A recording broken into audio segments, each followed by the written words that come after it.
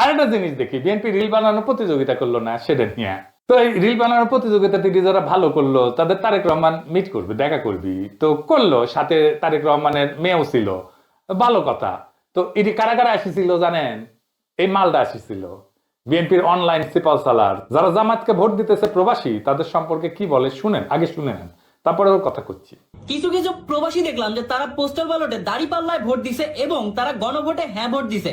আবার সেই ভোট দেওয়ার ভিডিও তারা ধারণ করে আবার সোশ্যাল মিডিয়াতে আপলোড করছে। তা আমার কথা হচ্ছে যে তারা এত খুশি মনে হেসে খেলে সুন্দর করে যে ভিডিওটা বানায় সোশ্যাল মিডিয়াতে আপলোড করলো, তারা যে নিজের বউকে, যারা প্রবাসী এবং গাড়িপাল্লায় ভোট দিচ্ছেন, তারা যে নিজের বউকে জামাতের আমিরদের কাছে ইজারা দিচ্ছেন, এই বিষয়টা কি আপনাদের মাথায় আছে? শুনেছেন? এটা তারেক রহমান ডেকে নিয়ে গেছে, আবার কইছে তার কন্টেন্ট নাকি দেখে, তার মুখেই শুনে। আমার আজকের এক্সপেরিয়েন্সটা অনেক ভালো।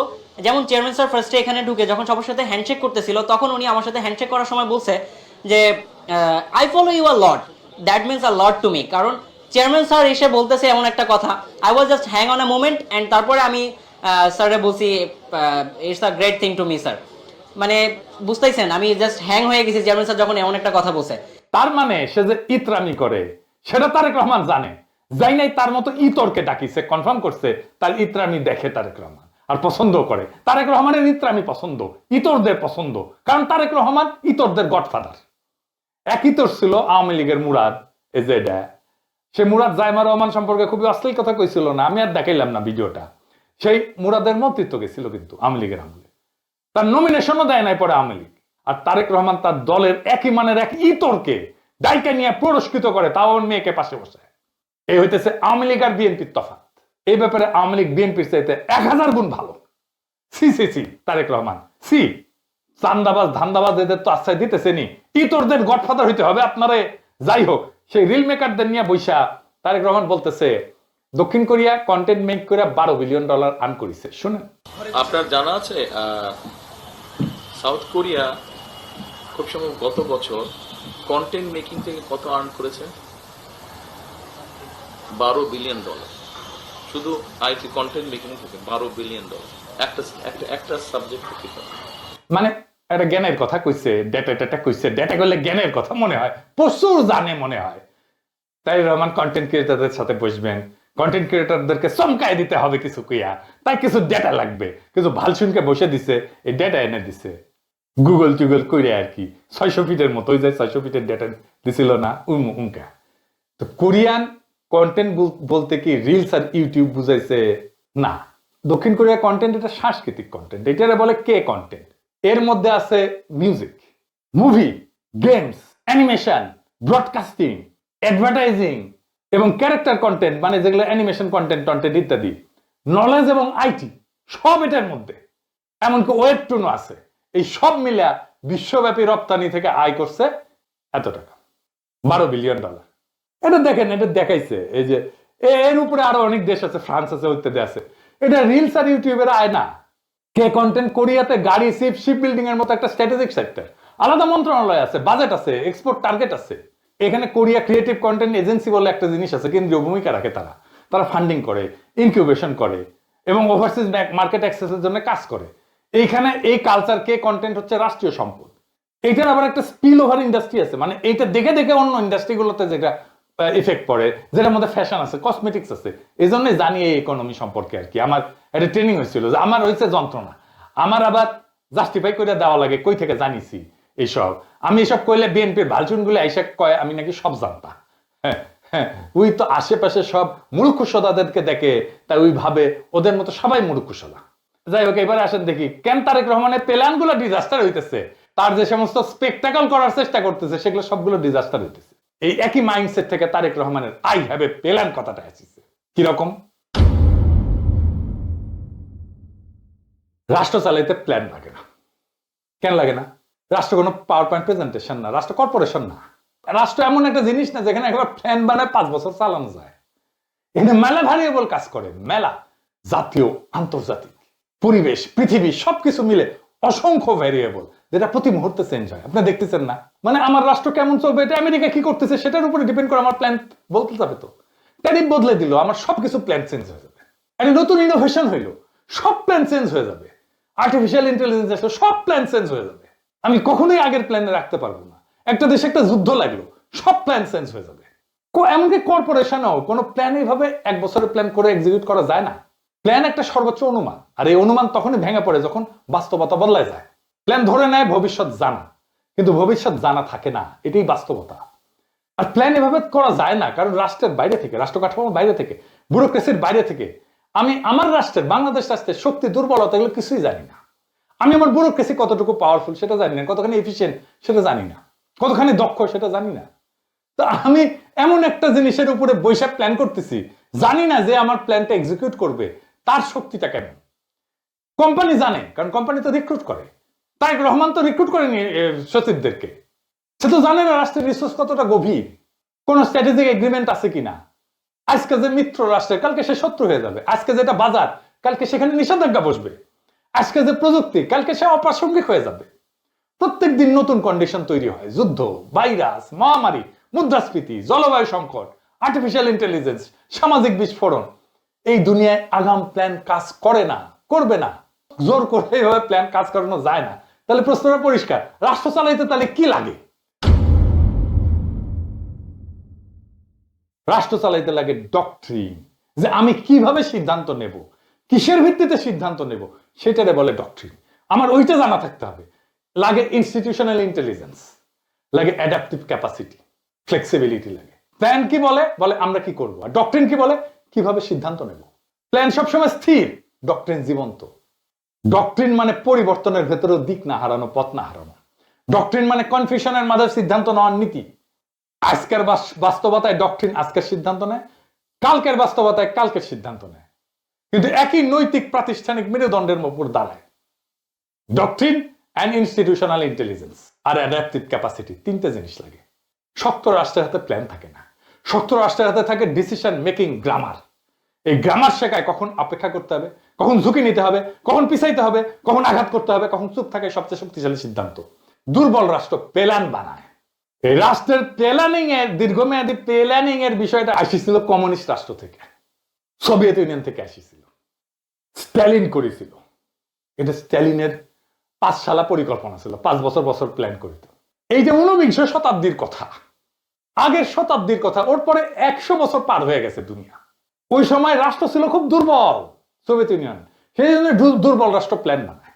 রাষ্ট্র যত শক্ত রাষ্ট্র জাজমেন্ট তৈরি করে, কারণ প্ল্যান ব্যর্থ হলে রাষ্ট্রই ভেঙে পড়ে। ডক্ট্রিন থাকলে রাষ্ট্রের রূপ বদলায় কিন্তু ভাঙে না। এই কারণে ইতিহাসে টিকে থাকে তারা। সোভিয়েত ইউনিয়নে দীর্ঘমেয়াদী প্ল্যান করতে করতে করতে করতে করতে করতে ভেঙেই গেল, দেখেছেন? এটাই প্ল্যানিং এর, রাষ্ট্রীয় প্ল্যানিং এর এটা প্রবলেম। আপনি দেখেন তো আমেরিকার কোন প্ল্যান আছে? 1 বছর আগে জানতেন যে এরকম আইস এসে এরকম ব্যাপার করবে? আপনি জানতেন যে এসে ভেনেজুয়েলা এরকম করবে, গ্রিনল্যান্ড নিয়ে এরকম করবে, এটা জানতেন। কিন্তু এই ডক্ট্রিন ছিল যে গ্রিনল্যান্ড নিয়ে তাদের একটা সিদ্ধান্ত নিতে হবে। কি সিদ্ধান্ত নিতে হবে সেই ডক্ট্রিন তাদের আছে, সে চিন্তা তাদের আছে, কিন্তু প্ল্যানটা কিন্তু এখনই হবে সেই প্ল্যান ছিল না। রাষ্ট্র নিজের ভবিষ্যৎ বানাইতে পারে না। রাষ্ট্র অনিশ্চয়তার ভেতরে চলার ক্ষমতা তৈরি করে, এটাই রাষ্ট্র। আর সেই ক্ষমতার নাম হইতেছে ডক্ট্রিন, ইনস্টিটিউশনাল ইন্টেলিজেন্স আর অ্যাডাপটিভ পাওয়ার। 3টা জিনিস মাত্র। তাই প্ল্যান না, ক্ষমতা। দর্শনের ভাষায় রাষ্ট্র এমন কিছু না যেটা নির্দিষ্ট শেষ লক্ষ্য ধরে ধাপে ধাপে ধাপে ধাপে আগানো যায়। রাষ্ট্র মানে বৈধ কর্তৃত্ব প্লাস অনিশ্চয়তা। প্ল্যান ধরে নয়, অনিশ্চয়তা নিয়ন্ত্রণে আছে, কিন্তু রাষ্ট্রের কাজই হচ্ছে অনিশ্চয়তার ভেতরে শাসন করা। এইখানে প্ল্যানটা ভেঙে পড়ে। ধরেন আপনি ক্ষমতা আসলেন, আপনার নির্বাচনী প্ল্যানে লেখা ছিল ব্যুরোক্রেসি কাজ করবে, ইকোনমি ঘুরে দাঁড়াবে, আপনি পলিসি পাল্টাইতে পারবেন, আপনি চুক্তি বদলাইতে পারবেন, ব্যুরোক্রেসি এফিশিয়েন্ট, ফাইল ঠিক মতো চালায় চলে, ঘুষ ছাড়াই, মিড লেভেল অফিসাররা দক্ষ। আপনি এসে দেখলেন যে ইকোনমি ধারণার চেয়ে তো দুর্বল, রেভিনিউ লিকেজ সর্বত্র। কি করবেন? এরশাদ হটার পরে শাহাবুদ্দিন রে আমরা তত্ত্বাবধায়ক সরকারের প্রধান বানাইছিলাম 90-এ। সে তো প্রধান বিচারপতি ছিল। সে কইছিল আমি দেশের অবস্থা যা ভাবছিলাম তার চেয়ে অনেক খারাপ। প্রফেসর ইউনূসী এসে তো কইছে সবকিছু লটর ভটর হয়ে আছে, বলছে না সব লটর পটর অবস্থা করতে আছে, কোনোটাই ঠিক মতো চলে না। তো দেখছেন, আর বাইরে থেকে দেখে একরকম মনে হয়, ভিতরে যে আর একরকম মনে হয়। কারণ বাইরে থেকে ধরে নিয়েছিল যন্ত্রটা ঠিক মতো কাজ করবে। তো রাষ্ট্রযন্ত্রটা যদি বিকল হয়, প্ল্যান দিয়ে সেই যন্ত্র ঠিক করা যায় না। আই হ্যাভ এ প্ল্যান, এটা স্টেটসম্যানশিপের বিপরীত। এটা শুনতে আধুনিক লাগে, আই হ্যাভ এ প্ল্যান। আত্মবিশ্বাসী মনে হয়, কিন্তু রাষ্ট্রের ইতিহাস জানলে, রাষ্ট্রের দর্শন বুঝলে এই বাক্য শুনে ভয় লাগার কথা। রাষ্ট্রনায়ক কখনো প্ল্যান বানায় না। তাহলে স্টেটসম্যান কাকে বলে? স্টেটসম্যান সে না যে সে সব প্রশ্নের উত্তর জানে।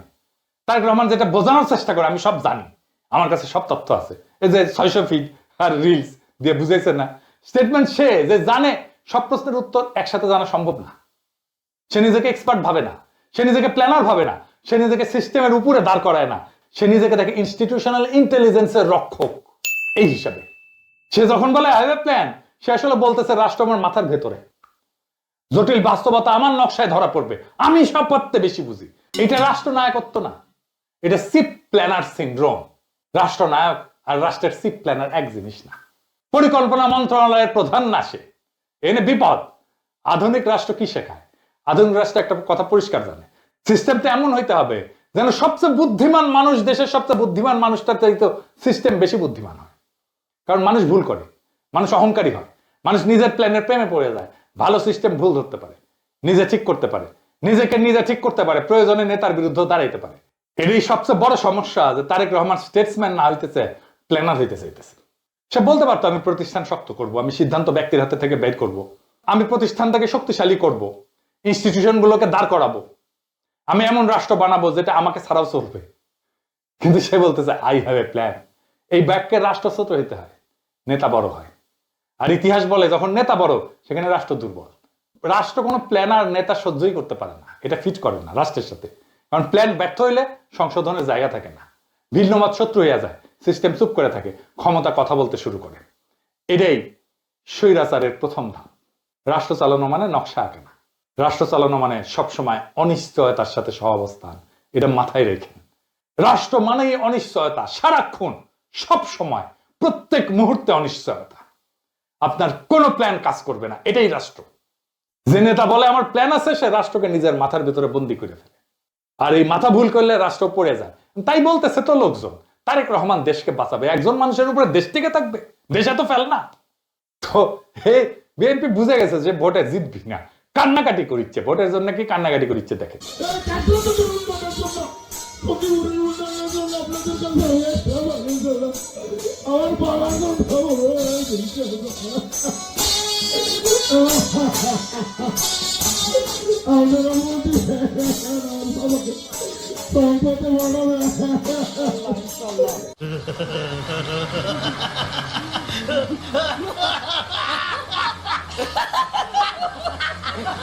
এডিটর সাহেব, আপনি মানুষ ভালো না, এই কান্দনের পরেও হাসি দিলেন।